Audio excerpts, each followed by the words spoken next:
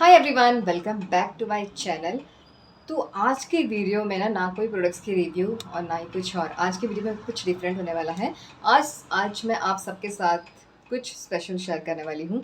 जैसे कि मैं रहती हूँ, मैं जॉब करती हूँ, मैं एक वर्किंग वूमेन हूँ और मैं शेयरिंग रूम में रहती हूँ। शेयरिंग रूम का मतलब है जो भी अदर स्टेट से जो लड़कियाँ आती हैं और जॉब करने के लिए मुंबई में, तो वो लोग अफोर्ड नहीं कर सकते बिकॉज़ वो जॉब करने आ रहे हैं। तो इतना तो पैसा नहीं होगा ना कि वो खुद का घर ले सकें या रेंट पे भी घर ले सकें, क्योंकि मुंबई के रेंट है ना बहुत ज़्यादा हाई है। तो ना यूजुअली लड़कियां या बैचलर्स क्या करते हैं कि एक फ्लैट लेकर उसमें 3-4 लड़कियां या 5-6 लड़कियां या 2-3 लड़कियां एक साथ में रहती है। इससे क्या होता है कि रेंट भी डिवाइड हो जाता है। रेंट, इलेक्ट्रिसिटी बिल, आपका खर्चा जो भी ग्रॉसरी का है वो सब डिवाइड हो जाता है। जो भी सपोज़ जिनकी भी सैलरी है 20 के आसपास, 25 या 30 के आसपास, तो वो एफर्ट नहीं कर सकते। वो जितना हो सके उतना कम में ही खर्चा हो, वो ऐसा सोचते हैं। अलग से अगर हम घर लेने जाए तो आजकल मुंबई का रेट है 1 BHK का 15,000। अब अगर 15,000 हम मंथली रेंट में डाल देंगे तो बचेगा क्या हमारे पॉकेट में, राइट? ऊपर से इलेक्ट्रिसिटी बिल जो कि बहुत ज़्यादा आता है। थोड़ा भी एसी चला लो और एसी के बिना तो चलता नहीं, बहुत ज़्यादा ह्यूमिड है महाराष्ट्र में। तो मैं आज आपके साथ शेयर करने वाली कि मैं भी एक वर्किंग वूमेन हूँ, मैं जॉब करती हूँ, तो मैं किस तरीके से शेयर रूम में कैसे रहती हूँ। एक्चुअली ये एक नेस्टअवे के थ्रू है। मतलब नेस्टअवे एक कंपनी है जो बैचलर्स लोगों के लिए ना घर प्रोवाइड करता है। ये सब उनके पास भी ओनर्स के थ्रू ही आता है ये घर। ओनर्स क्या करते हैं ना, जब उनके पास रेंट डायरेक्टली वो नहीं दे सकते ना रेंटेड लोगों को, तो वो एक ऐसी कंपनी है जहाँ पे वो उनके पास दे देते हैं ये घर कि अब ये मेरा घर है, तुम उनको रेंट पे डाल दो। मेन जहाँ तक मैं आज मतलब मेरी लाइफ तो बहुत ज़्यादा अलग है। कभी लाइफ में अगर ऐसा कुछ हुआ तो मैं शेयर करूँगी, अभी नहीं।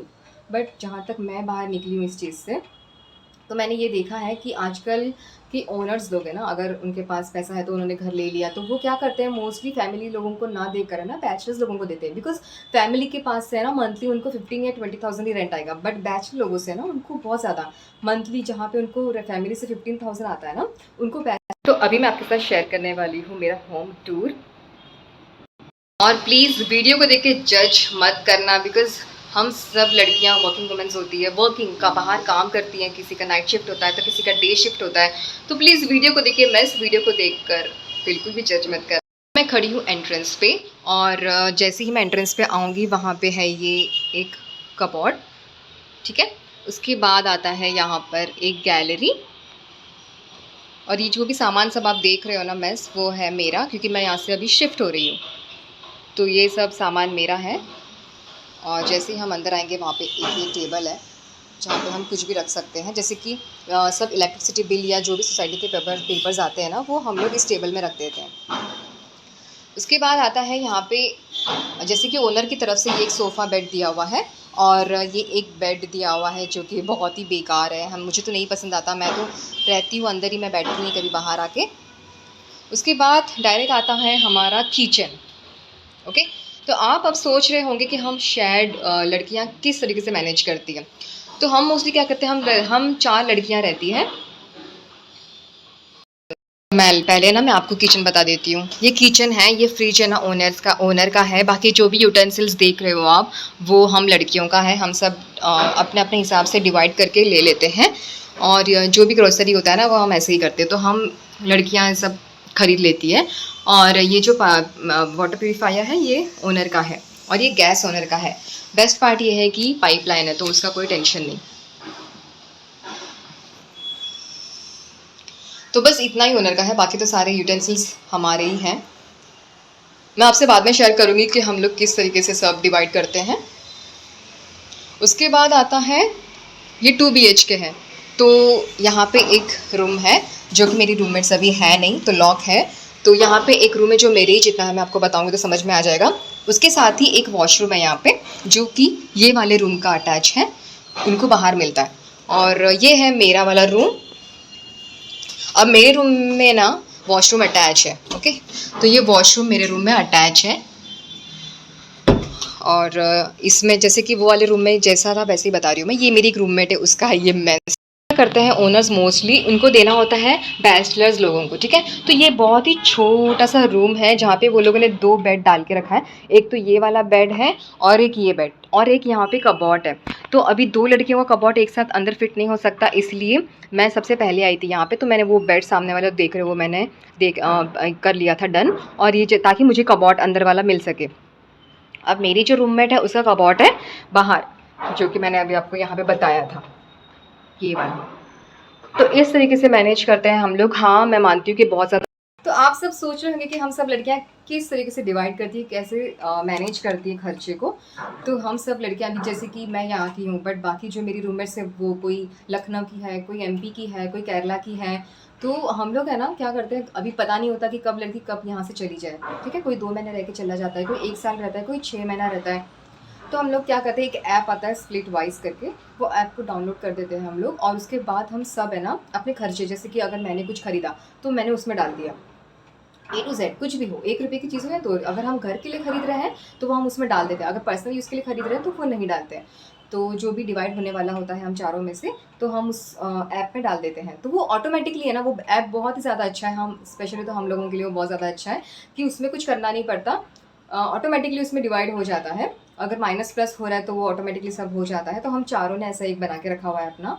तो उस ऐप से हमें बहुत ही अच्छी हेल्प मिल जाती है। और जैसे कि हम लोग ग्रॉसरी भी हम लोग ऐसे ही करते हैं। अगर मतलब सपोज़ मैं प्योर वेज हूँ, बाकी नॉन वेज सब खाते हैं, तो मुझे नहीं जमता, तो मैं तरीके से डिवाइड होता है सब कुछ। और यूटेंसिल्स की बात तो ऐसी है कि इस तरीके से मैनेज करना पड़ता है शेयरिंग रूम में, जिस तरीके से लड़कियां रहती है। मैं तो बहुत रह चुकी हूँ ये 3 साल में, तो मुझे पता है कि किस तरीके से मैनेज करना है। हाँ, बस इतना है कि कंजस्टेड बहुत ज़्यादा होता है, क्योंकि आजकल ओनर्स लोगों ने इतना अच्छा दिमाग लगाया हुआ है ना, कि इतने छोटे-छोटे रूम में ना 2 कबॉट और 2 बेड घुसा देते हैं। और उसमें ना चलने की जगह होती है ना कुछ भी नहीं। जैसे कि मैंने आपको अभी वीडियो में दिखाया, बहुत ही ज़्यादा कंजस्टेड है, तो इसलिए मैं कहीं और अभी शिफ्ट होने वाली हूँ।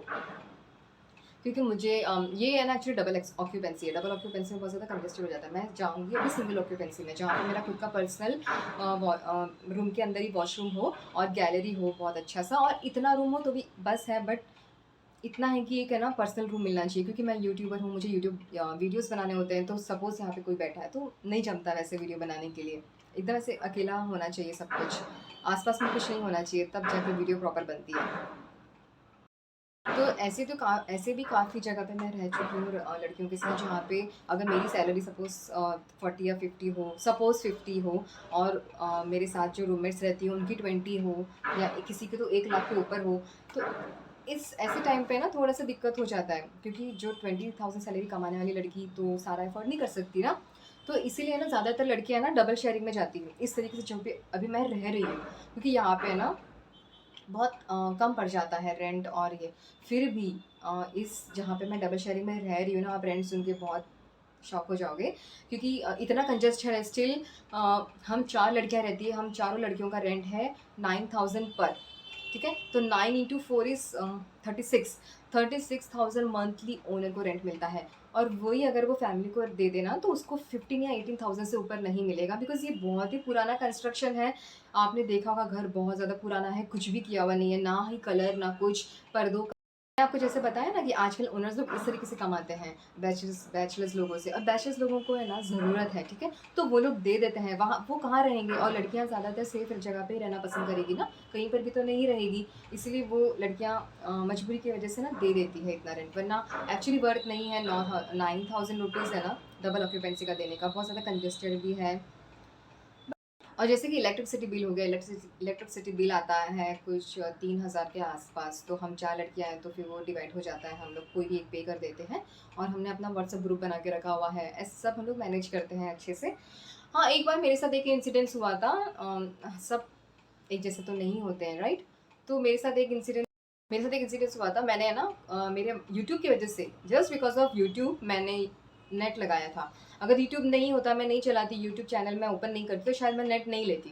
तो क्योंकि उसका भी तो बहुत ज़्यादा खर्चा हो जाता है ना, वो केबल एंड ऑल का बहुत ज़्यादा खर्चा हो जाता है। तो मैंने लिया था नेट। अब मेरे साथ रहती थी लड़कियाँ, जो पहली वाली लड़कियाँ थी ना, वो जो कि MP एंड ऑल कहाँ से तो आई थी।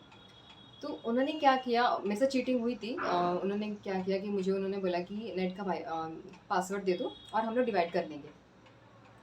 तो मैंने ठीक है भरोसा कर लिया, क्योंकि अब साथ में रहना है तो इतना ट्रस्ट तो बनता ही है। तो मैंने ट्रस्ट करके उनको वाईफ़ाई पासवर्ड दे दिया। उन्होंने उनका मोस्टली वर्क फ्रॉम होम ही होता था और मेरा नहीं, मैं तो ऑफ़िस जाती थी डेली। तो भी मैंने नेट लगाया था जस्ट बिकॉज़ ऑफ यूट्यूब के। मुझे यूट्यूब में वीडियो जब अपलोड करना होता है तो जल्दी जाता नहीं है वो इसके थ्रू, डेटा के थ्रू नहीं जाता, तो वाईफ़ाई रहेगा तो जल्दी चला जाता है। तो मैंने लगाया था इसलिए नेट।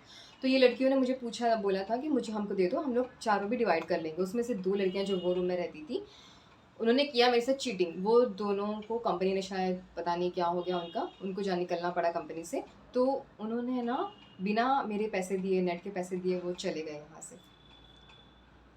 तो मुझे ऐसा लगता है कि ऐसा तो ठीक नहीं होता ना कभी भी, क्योंकि अगर मैं आपको इतना ट्रस्ट से दे रही हूँ सब कुछ, तो आपको भी तो आपका ट्रस्ट दिखाना पड़ता है ना।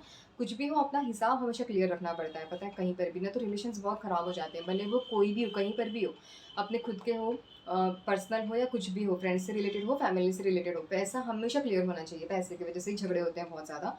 तो वो मेरे साथ एक चीटिंग हुई थी, इसलिए है ना अभी मैं किसी को भी नहीं देती, मैं खुद अपने पर्सनल चीज़ों के लिए यूज़ करती हूँ। पहले मैं ऐसे सोचती थी कि अगर नेट का मैं सबके साथ डिवाइड करूँ तो मेरा थोड़ा सस्ता होगा, क्योंकि 600 रुपये मंथली है। तो मैंने सोचा चलो ठीक है ना, चारों जन भी यूज़ करेंगे तो 600 इंटू 4 बहुत सस्ता हो जाएगा।